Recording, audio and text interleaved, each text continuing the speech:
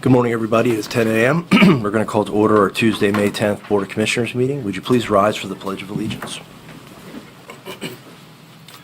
I pledge allegiance to the flag of the United States of America and to the republic for which it stands, one nation, under God, indivisible, with liberty and justice for all. Okay. At this time, we will accept public comment for items not appearing on our agenda today. We will provide 5 minutes for public comment. Is there any public comment at this time?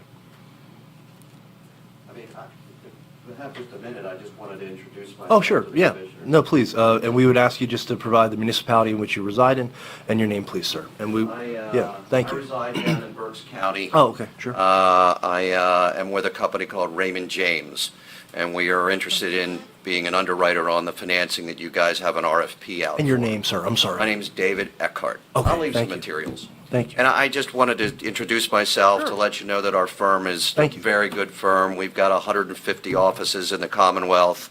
We're, more than capable of doing the financing. We're going to sharpen our pencil to make sure that we do a good job on it. But it's also, a firm like ours is important to the process.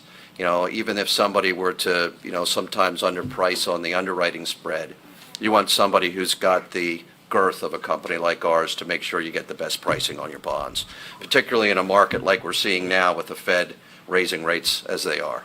But anyway, I'll leave some materials, and I'll say hi to you guys afterwards, but, thanks for letting me talk. Okay, thank you. Thank you very much, Mr. Eckert. Yeah, we look forward to reviewing the proposal. Thank you for coming out this way. We appreciate it. Thank you. Well, Thank you. I Penn State, and I was Excellent. out visiting some old friends, and it was nice. Okay, I well, was thank actually you. out fishing yesterday on Spruce Creek. But Oh, beautiful, it was beautiful. So, the water was alive. Oh, yeah, very muddy. Yeah, it was really awful. Well, thank you. Thank you very much Thank for you very being here. much. Thank you. All right, we look for any other public comment at this time. Okay, we are seeing none.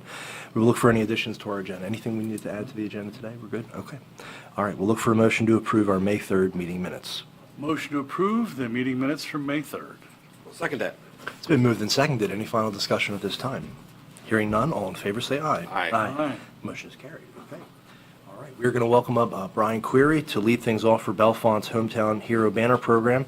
Brian is our Director of Veterans Affairs, and we have some guests with us, so we'll leave that to Brian. So good morning, Brian. Actually, I'm going to turn it over Okay. to Deb Berger, because she's been running this for many years, and she Fantastic. can discuss it much better than I can. Okay. Coming up, Sally? Good morning. Well, she said she didn't Deb. want to come up, but Wow, okay. Hi, Sarah. Sarah's ready to come up. Okay, I just want to thank you for having us here today. And as Brian said, we are starting another round of the Hometown Hero banners. This was started in 2015. This will be our 4th round. We are now going to have it as a 2-year period. And there will be no renewals. And we found out from the weathering of the banners that it really was not honoring our veterans at the end of 4 years, because some of them had been worn so severely that you couldn't even recognize them. So we decided to do it for just 2 years. The applications are now available. You can either get them at HBI website, Historic Bellefonte Incorporated, Bellefonte Borough website, or you can get them at the train station here in Bellefonte. The deadline is July 31st to fill out your application. The dedication and the unveiling will be November 11th at the Veterans Day services.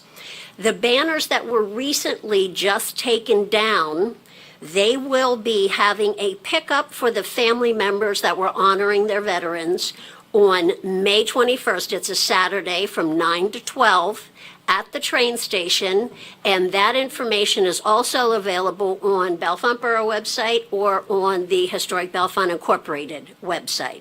So anybody that would like to honor their hero, we encourage you. We will have room for about 185 to 190 of them. There are some poles right now that are in the process of being renovated in Bellefonte. So somewhere between 150 and 190, or 180 and 190 heroes will be able to be honored. Great.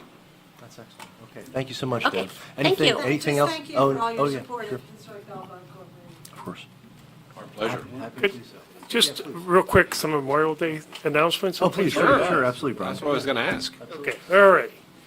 So number one, last week we gave out our flags for all the cemeteries on that one. And so I wanted to give a big shout out to all the veteran service organizations and all the volunteers. Because lo and behold, I give out 13,000 flags over a 2-day period.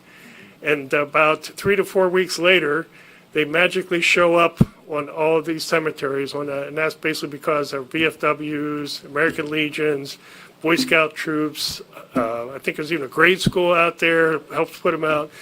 All these volunteers get out there and put those out by them. So again, the flags are provided by the county, but we do depend on volunteers to put those out. That said, the volunteers, sometimes unfortunately, there are some graves that are missed. So if you can just contact our office there, we'll get it corrected as soon as we can. It's just one of those things that we try not to have that happen. We give lists out and things like that, but sometimes they may not find the grave, or it just may be missed for whatever reason on that.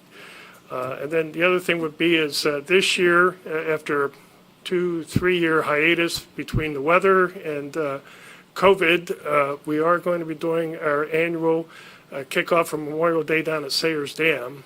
It would be Friday the 27th down at the head of the dam at Sayers Dam. I believe all you gentlemen just found out today we'll be down there. I appreciate that for your support on that, and it'll be kicking off at 6 p.m. on that one. It's usually a great way to kick off the weekend's events, and there's quite a few events going on over the weekend. We have the list as best we know it on our website. If you want to go there, look at our website and the county website on that one, and then I'll probably see a lot of you then on Monday at 11 o'clock, usually at Bellefonte. They have their big event Monday, Memorial Day on that. So again, thank you all for giving me this time, and thank you for letting the banner group get up here and talk as well. Absolutely. Thank you so much, Brian. Any questions for Brian? Okay. All right, Brian, thank you again. Appreciate it. Thank you. We appreciate all the work that Deb and Sally does. Yes. And we appreciate the updates, and encourage folks to get their applications in many places where they can be picked up. So, okay. We're going to head into Proclamation number 19, and this is to proclaim May 10th through the 11th as Center Gives Day here in Center County. And we know that Molly, Carrie, so many of the other folks at the Center Foundation are busy currently as Center Gives is kicked off, but we want to be part of the festivities and really encouraging our community to donate, give, and support this great initiative. Just to recap some of the things that they've been working on, but it kicked off today about an hour ago at 9 a.m., and there are minimum donations of just $10, and you can share that and support hundreds of local nonprofits. There's a lot of prizes that they're competing for. There are certain periods of time throughout the day where there's stretch pools, other donations, donor matches, you name it. But it's a fantastic way to really show how much our community cares for much of the work that the nonprofits do. So it's invested over the last 10 years, $12.5 million here into Center County. So we are excited about this. We want to make sure that we do this, be part of the support, and we'll accept any other comments on this before we look for a motion to, again, proclaim today and tomorrow as Center Gives Day here in Center County. Sure, it's a great event, and thanks to the Hamer Foundation and other generous donors, there's also a match. I remember initially years back, the match might have been as much as 40 to 50 cents per dollar, but the giving is so generous now. At least every dollar is still giving another 10 to 20 cents to each nonprofit. Do they have the exact number of nonprofits on there, Mike? Because it just keeps going up and up and up. So it began with 74. Yes. 11 years ago. It's now over 200. Over 200. Yeah, absolutely. Which, as you mentioned, those nonprofits do a lot of good in Center County for culture, for human services, for recreation, historic groups, et cetera, et cetera.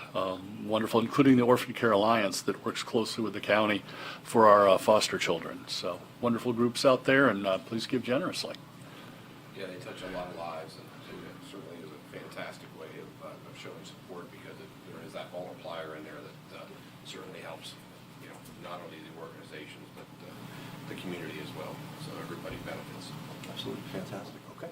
So with that, we will look for a motion to approve this proclamation. Motion to adopt Proclamation 19 of 2022, proclaiming May 10th through 11th as Center Gives Day in Center County. I believe the donations close at 6 p.m. tomorrow. I will second that. It's been moved and seconded. Any final discussion on this? Hearing and seeing none, all in favor say aye. Aye. The motion is carried. Okay. We're going to head into Resolution 7 of 2022, and we want to first welcome again. new guy. That's right. I was going to Yeah. say. We're going to welcome and congratulate again John for second day as administrator. We appreciate you coming back. Yay. After your first day yesterday. But no, John, congratulations, and this is part of our operations, as you well know. This would give you the authority to sign contracts on our behalf. Just makes things a little bit more expedient. So any other discussion on this or questions? Okay. All right, we'll look for a motion to approve Resolution 7.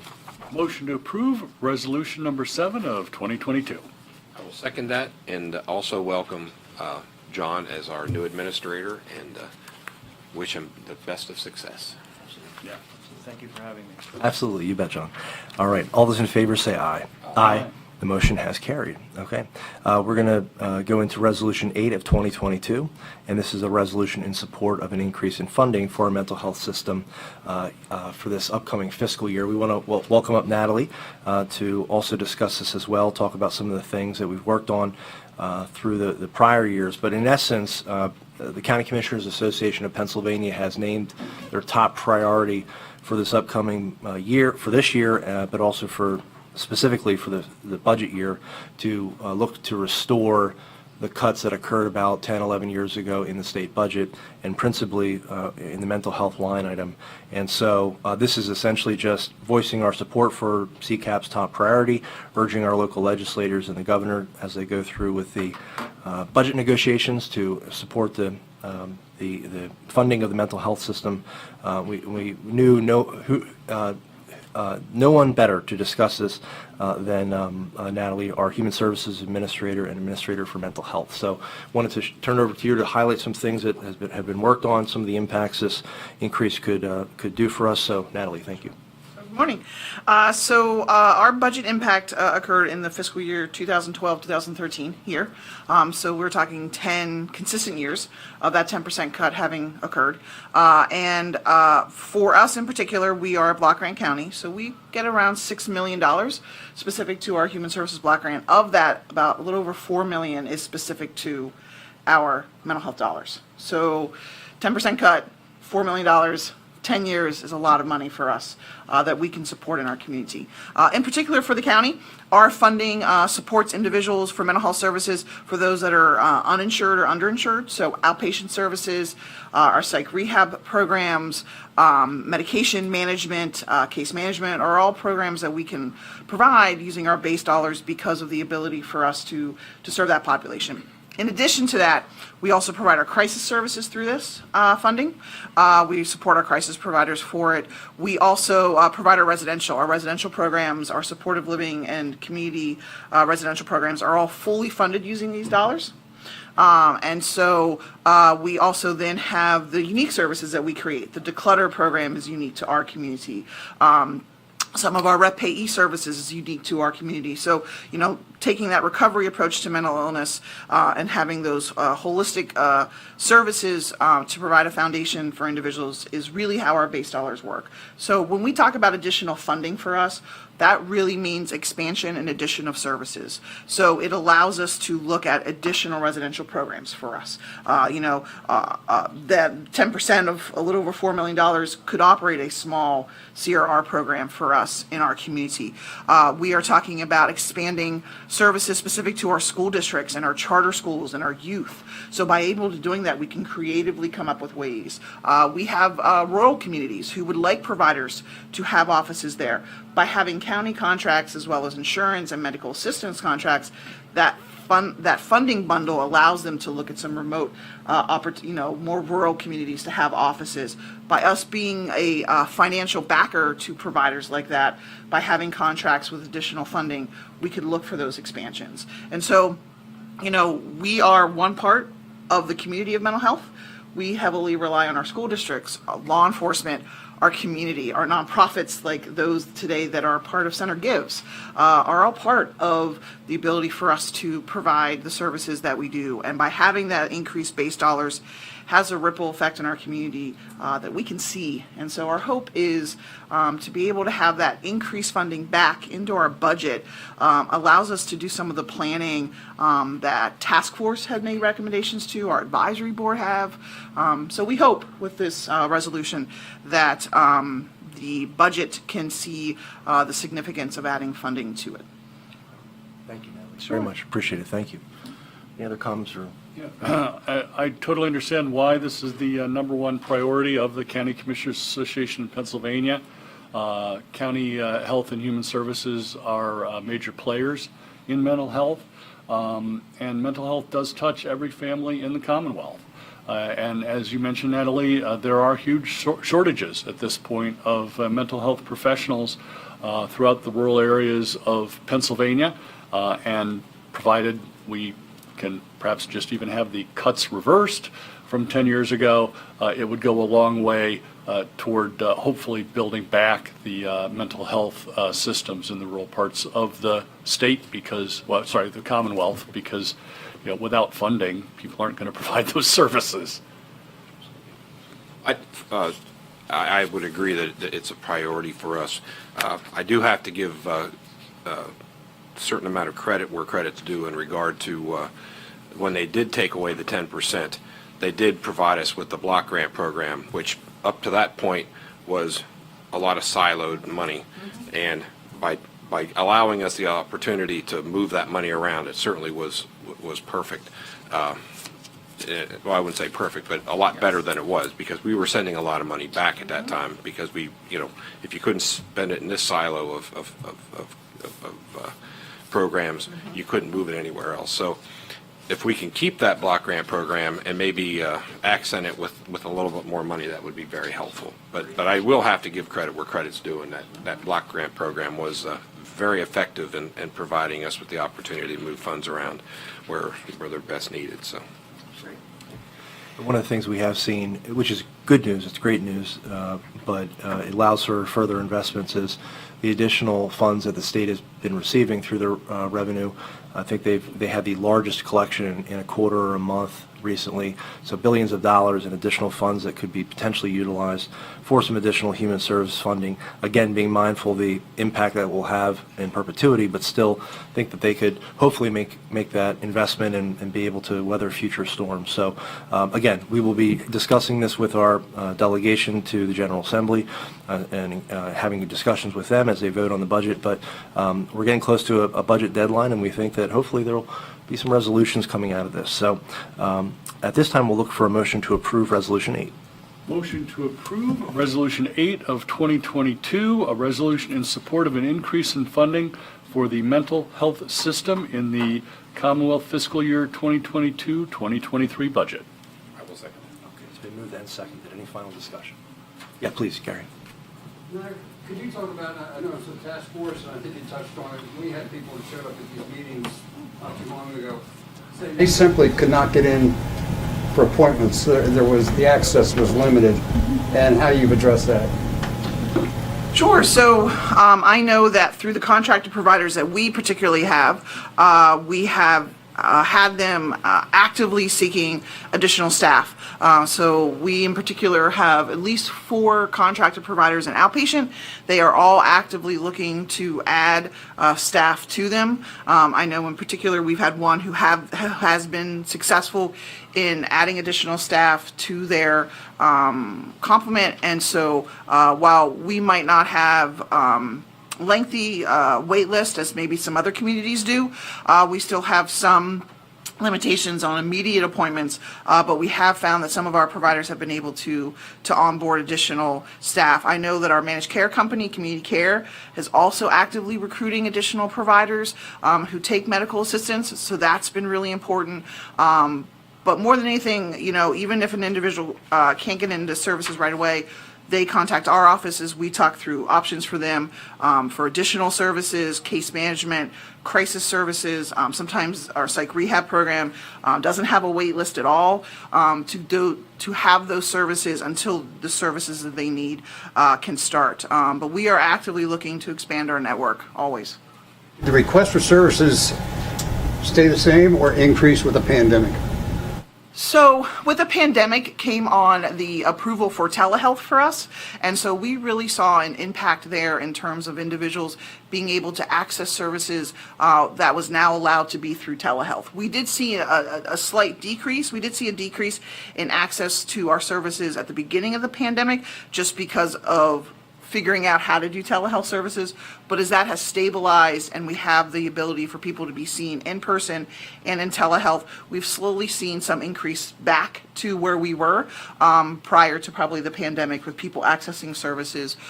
Crisis services have very much been up and down, which is just their pattern of services. Our walk-in center is being used more and more as the pandemic kind of allowed individuals to go out a little bit more. We have seen an increase in our crisis services with the usage of our walk-in center. Sure. We have a motion and a second for resolution number 8. Any other questions or comments? Okay. Hearing none, all in favor say aye. Aye. Aye. The motion has carried. Okay, thank you, Natalie. Want me to switch off? Is that okay? That's right. Okay, thanks, Natalie. I appreciate that. You're welcome. So we're going to welcome up Molly Kunkel. And Molly, we have actually already approved this. So this is sort of the easiest stump speech you ever have. It's already been, everything's already approved. But we appreciate the fact that you're coming in. Tell us what's going on. You're 81 minutes in. Yeah, So we are. we know you're busy, but please, if you could give us maybe an update, some highlights, we'd appreciate that, and then we'll present this to you, okay? Absolutely, yeah, and thank you, and I apologize No for worries. being a little late. but No worries. A lot going on at the Absolutely, office, and lots of absolutely. minute things to deal with. Absolutely. We are, Center Gives is kicked off, and we are off and running. I checked before I came in, I'm sure it's higher now, but the total was at about $470,000 of impact altogether, which means the $300,000 stretch pool has already been added to about $275,000. So we are expecting, again, hopefully another great year, and figuring we'll probably bring in around $2 million again this year. So that's what we're hoping to do, and we're very excited now. We had talked about doing this for several years, but obviously the pandemic put that back. Tomorrow we are having our first in-person celebration of the ending of the event. So between 5 and 9 at MLK Plaza in downtown State College, we're having a big party. It's just a big public party. Come on down. There'll be, we just have some food and activities for family, music and just a general celebration, and then at 9 o'clock we'll celebrate together what the big finale is. And also just downtown we're lighting up downtown green, so you should be, a couple of buildings will be lit up, and the MLK Plaza will be all lit up green in celebration. So we're very excited to be able to do that and participate. And just provide, Center Foundation is, this is always one of our favorite times, as busy as it is.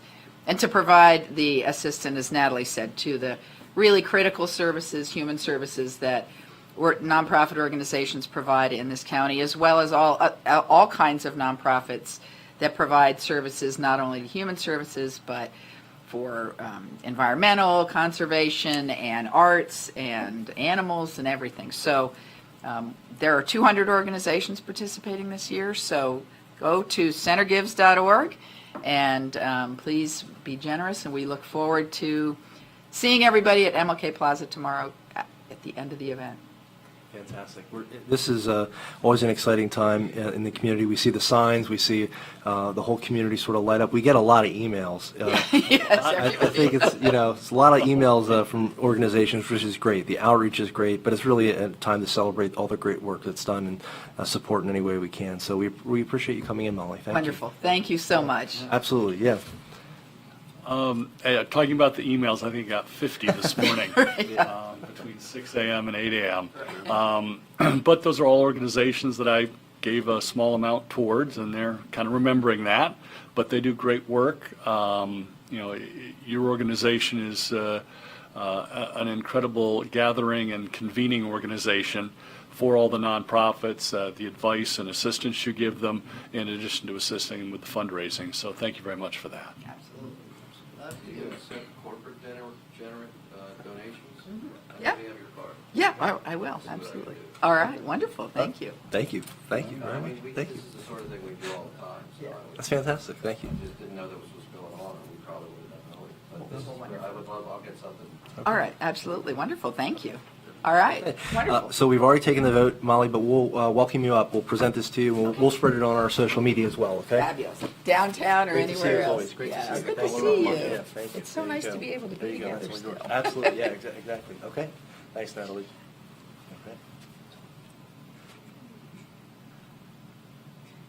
Okay, Thank we'll you send so a much. copy as well, okay? Wonderful, all right, thank you so much, good to see Get you. 'em. Thanks so much. Thanks.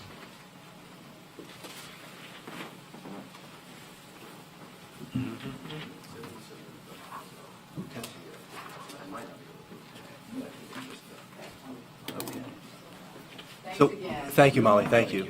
Okay, thank you, Natalie, for willingness to come back. So we have a contract award to discuss. Yep. Yes, so I'm doing this on behalf of Aging. So the meal program contract award for the invitation to provide the meals for our residents in Center County. We had the one bid pack proposal, and Aging staff went through it. It's a qualified provider for us, and so we would like to move into the contract negotiations with the nutrition group at this time to be able to finalize the plan for us to provide the variety of different meals that they will, the congregate meals, shelf-stable, and in-home and frozen meals, and to finalize those rates that were in that bid packet. So we'd be looking to come back about May 31st with that contract to give enough time to review it with approval the following week. Okay, so we would be 3 weeks from now looking to approve the contract, but that would give you 3 weeks to enter into contract negotiations with them. Okay, so today's motion would be to award to do the contract award for the Center County Meal Program to the the nutrition group. Yep. Okay, all right. Any questions or comments on this? Okay. All right, we will look for a motion then to approve the contract award. Motion to approve the contract award for the Center County Meals Program to the Nutrition Group. Is that how you'd like that phrased? There we go. All right, it's been moved and seconded. Any final discussion on this? Hearing none, all in favor say aye. Aye. Aye. Motion is carried. Thank you, Natalie, very good. Thank you. Thank you. Okay. Under our first contract, this is to assign John to be our right-to-know officer, and this would be effective as of yesterday. And we hope that there are, I would say, reasonable amounts of right-to-knows. We hope that it's manageable. That's right. That's right. So we appreciate John taking on this as well, and he's done a great job with all the right-to-know requests. Natalie as well. I appreciate Natalie. Absolutely, yeah. It's a team effort, we'll put it that way, but we appreciate all the work that you do with right-to-knows. Okay, we'll look for a motion. Motion to approve assignment of right-to-know officer to John Fronick Jr., Administrator, Chief Clerk. Been moved and seconded. Any final discussion? All in favor say aye. Aye. Motion is carried. Okay. All right, we welcome up Norm at this time. We have two contracts. Good morning, Norm. Good morning. Bringing two requests today for your approval. The first request is an updated contract originally approved in 2017 with Center Communications for leased microwave private network, IP network. Provides a backup network for Southern Alleghenies 911 to Blair County and connects us to Penn State. The contract was updated with some clarifications and changes since 2017. The agreement is for 3 years with an initial cost of $12,732 in 2022 and a 3% escalator annually. This contract includes an automatic renewal after 3 years, and the contract is grant funded, PEMA grant funded. The second request is a contract to provide microwave battery maintenance and replacement of the batteries at 5 of our tower sites. The backup batteries are reaching 10 to 12 year end of life.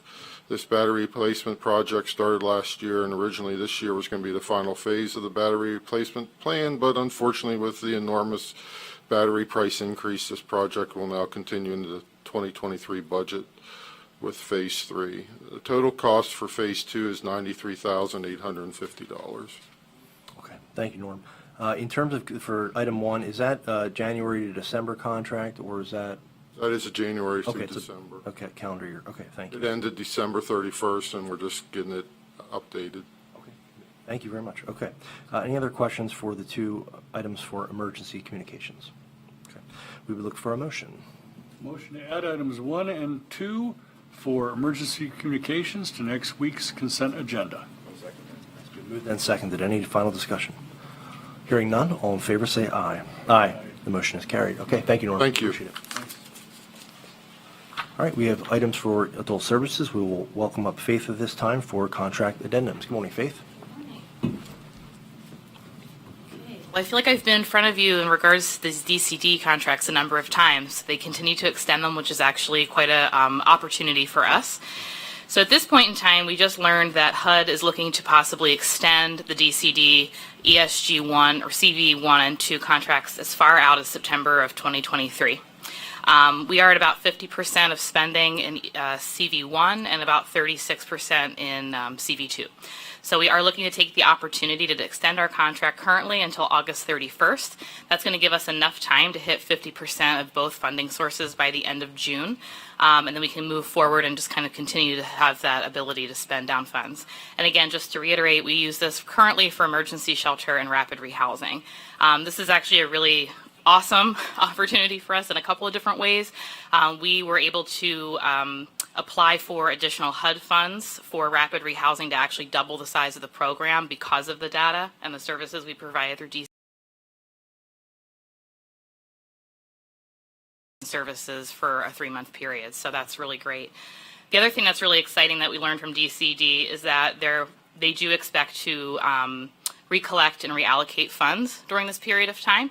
And because of our good relationship and because of our ability to spend, it gives us that chance to possibly bring some more funds into the community that we could spend until September 23.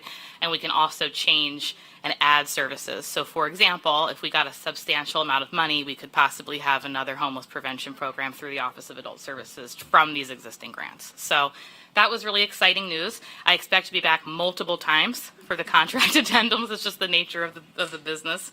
But just to kind of clarify, the amount of money is staying the same, the services are staying the same. This is just to extend us and kind of get us that next step. So. Thank you, Faith. Yep. And if it's possible, the partners that we're working with specifically with these programs, if you could just maybe highlight those. Yeah, so our primary subrecipient is Housing Transitions. At this point in time, we do currently have a contract with Center Safe. Because of some of the challenges in homeless definition, they weren't able to spend down the existing contract, but we do have them kind of on, retainer, so to speak, so that there is opportunity for them to use some funding that they'd still be in the running. So. But mainly housing transit. Correct. Yep. All right, thank you. Okay. We look for a motion to approve the contract extensions. Motion to approve the contract extensions for items 1 and 2. Been moved and seconded. Any final discussion? Hearing and seeing none, all in favor say aye. Aye. The motion is carried. Thank you very much, Faith. Thanks. Thank you. Yep. You're welcome. We'll welcome up Ann at this time, and we're going to discuss some right-of-way approvals for some of our bridge projects here. Good morning, Ann. Good morning, everyone. Today, we have before you 2 right-of-way plans. They are for the 2018 bridge bundle, and what I have is the Lower Coville Road Bridge and the Fox Gap Road Bridge. Each involves 3 properties, so a total of 6 properties, and different combination of right-of-way here, but we have both permanent right-of-way as well as temporary construction right-of-way for both projects. And the plans have been prepared by Larson Design Group, and they are 4 pages each, and their cost will be to record $24.50 for each plan set. And that is a permissible expense with our fee for local use funds. If you'll recall, we have a reserve line item of just above $92,000 that we can pay for that recordation.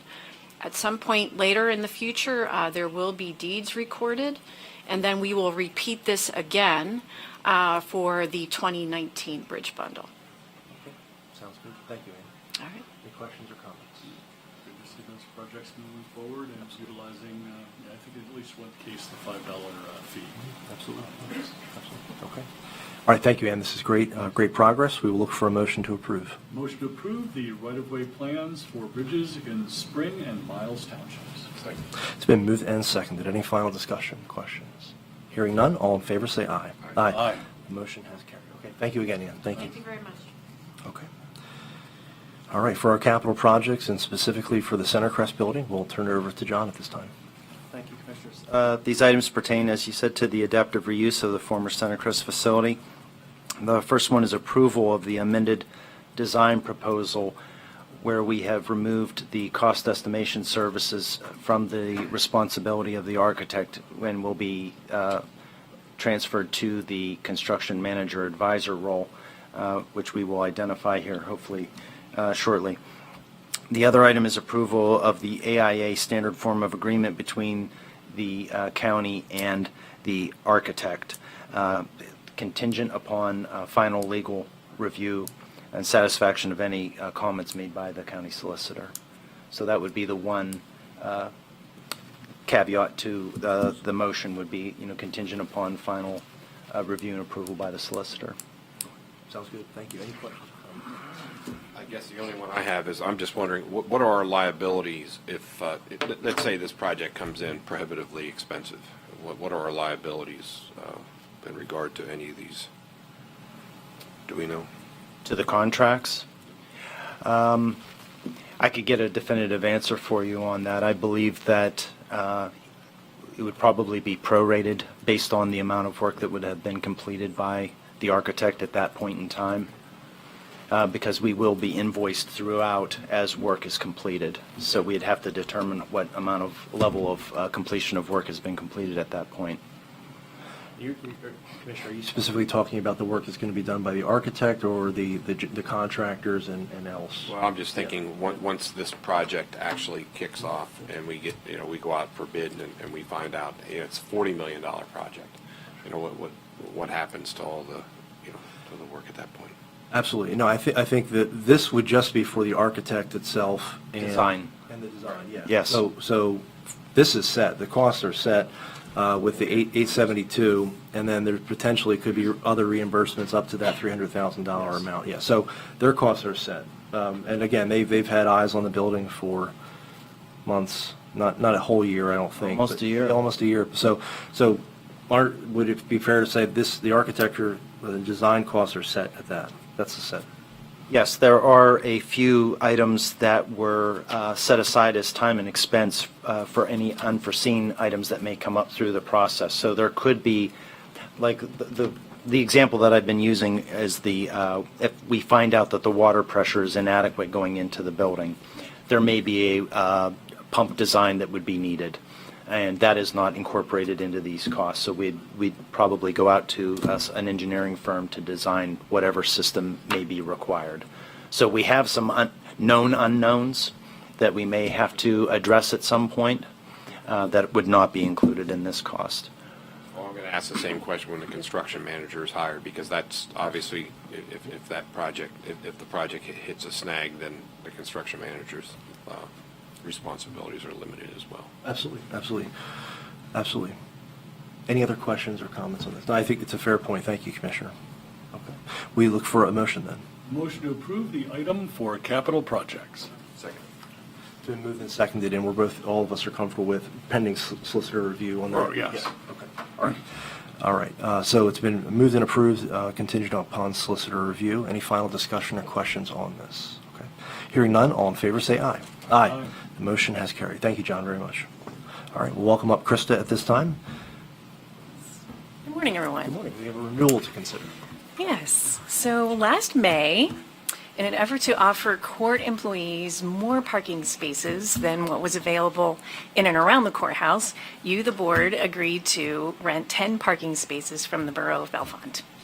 So these spaces are located in the 2 municipal lots in downtown Bellefonte, and they're within easy walking distance for court employees. And so you have made 10 court employees very happy for the past year. So I do want to extend appreciation to you all for that.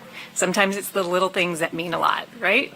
So we have come now through the full year. I've contacted the Bellefonte Borough. They're willing to lease us the parking spaces for the same rate. The employees are very interested in having you extend this agreement. So that is the summary of what I'd like to ask you for, a consideration of renewing the lease for 10 spaces and for a total of $6,000 for the full year. Thank you, Krista.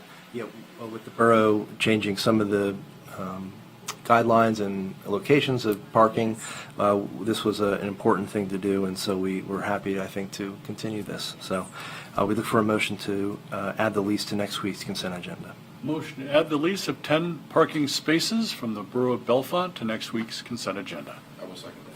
It's been moved and seconded. Any final discussion? Just, the spaces are being used and they are Yes. appreciated, okay? Yes, absolutely. They're marked. We have signs on all of them. And we do have a little bit of reinforcement that needs to happen at times when citizens park there, but, you know, yeah, the program is going well. Mhm. All right. Any other questions or comments? Okay, seeing none, all in favor say aye. Aye. Motion is carried. Thank you, Krista. Thank you. We will look for a motion to approve this week's consent agenda. Motion to approve this week's consent agenda. Second. It's been moved and seconded. Any final discussion? Hearing none, all in favor say aye. Aye. Motion is carried. Okay. We do have one ABC appointment, and that is for John again, CNET Board of Directors, and this would be beginning today into December 31st of 2023. So we appreciate John's willingness to serve on CNET. They have quarterly meetings, which are also broadcast on CNET. Is there a motion to approve the ABC appointments? Motion to approve the ABC appointment. All right, it's been moved and seconded. All in favor say aye. Aye. Motion is carried. Okay, thank you again, John. All right, we have our check run today, and we're going to have a special guest with our treasurer, Colleen Kennedy, but we'll turn over to Mark for any other comments on the check run. No, maybe if Colleen can come up while I start chatting Yeah, briefly please, about the check run. Yeah, absolutely. yeah. Wherever you're good at. Yep. So our check run today is $6,127,853.59. The check of the week is to the Center County Recycling and Refuse Authority for $24,000, which is a grant to thank them for all of the many times and many months that they were the testing site for the Pennsylvania Department of Health. It also covers direct expenses for utilities, et cetera. But of that $6,127,000, $5.5 million of that was incoming property taxes, which again, we'd like to thank the citizens for. And Colleen will talk about how we handle some of the cash management with all the money coming in and us having to dole it out over the next year. Right. So we just transferred the $5.5 million from our general account into our insured money market account. This typically happens a few times in the spring, as you indicated, when our real estate tax revenues exceed our expenditures for that time period. So as good stewards of our public funds, we take that money and we transfer it into a higher interest earning account so that we can, use those funds later on. Obviously the real estate taxes are part of our budgeted revenues, as are the estimated interest earnings. So this is all budgeted money, all of it. And as you indicated again, Mark, it'll be dispersed throughout the year as expenditures require. I just wanted to point out that our current interest rate on our insured money market account is 35 basis points or 0.35% than the interest on our general account, which is currently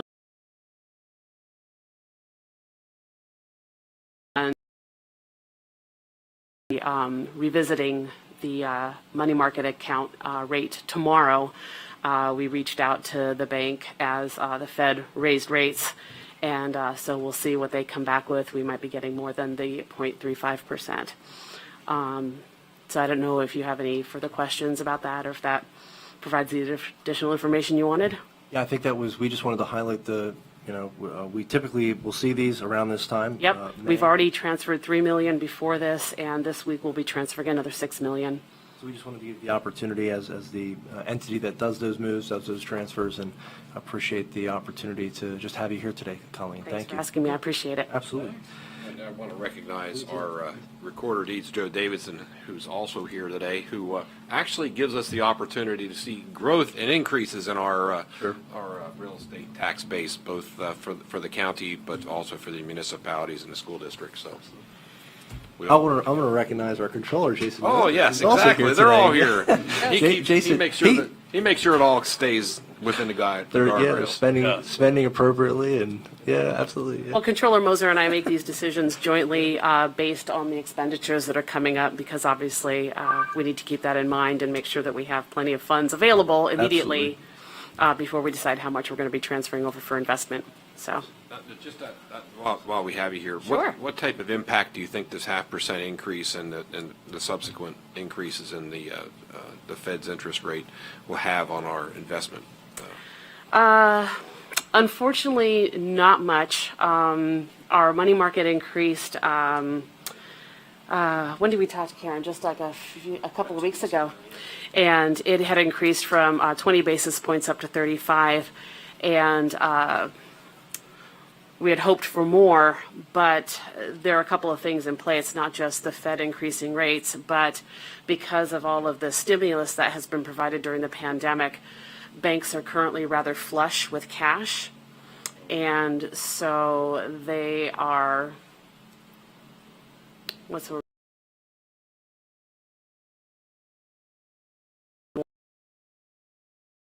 they already have plenty. So they would really prefer to be loaning their money out rather than taking money in. So that dynamic is depressing our bank interest rates. But it's counterintuitive if you think about it. Mm-hmm. It is. Yeah, but because they can't loan money out because everyone has a good amount right now. And it's more expensive. Yep. So there we go. Thank you. Sure. Colleen, thank you Thank you. once again. Appreciate it very much. Thank you. We will look for a motion then to approve the check run. Motion to approve the check run dated May 6th. It's been moved and seconded. Any final discussion on the check run? Hearing and seeing none, all in favor say aye. Aye. Motion is carried. Okay. John, we'll turn it to you. Anything to report today? Nothing to report. Okay. All right. Thank you. We have our voter registration report. Anything to note? We do not. We're still final? Yep, we We're are still- final yep. until after the election, which Okay. occurs about a week from today. That's right. Okay. Big thanks to our elections department, facilities department, transportation department, and everybody else. All them. Helping out to set up our, 88 or so pop-up locations? Well, we have the one precinct with 2 locations. So. Busy time. Thanks to everybody's hard work. Absolutely. Okay. Any executive sessions to report, John? One executive session to report. The Commissioners met on May 5th from 1:05 p.m. to 2:34 p.m. to discuss a personnel matter. Thank you, John. Balance of our schedule there for the next few weeks. Gary, we'll turn it to you for any questions for us today. Mental health issue, maybe you mentioned it, when you talk about restoring funding from 10 years ago, what kind of, how much are you talking about? Or $500,000. There was a $500,000 cut that we experienced in the 2012-2013 budget, and that there's been no increases since. The base funding has been the same for the last 10 or 9 state budgets, and so we're looking for a restoration of those cuts. And you can imagine with costs increasing, that keeping it level is actually a cut. So we had funding pulled in each year that we haven't seen an increase is essentially a cut. But again, with the state being flush with cash right now, revenues, we would hope that they would think this is one of their top priorities that they could invest in. Sure. Thank you, Gary. Okay. We'll look for a motion to adjourn. Motion to adjourn at 10:48. Second. All in favor, say aye. Aye. Motion is carried. Thank you.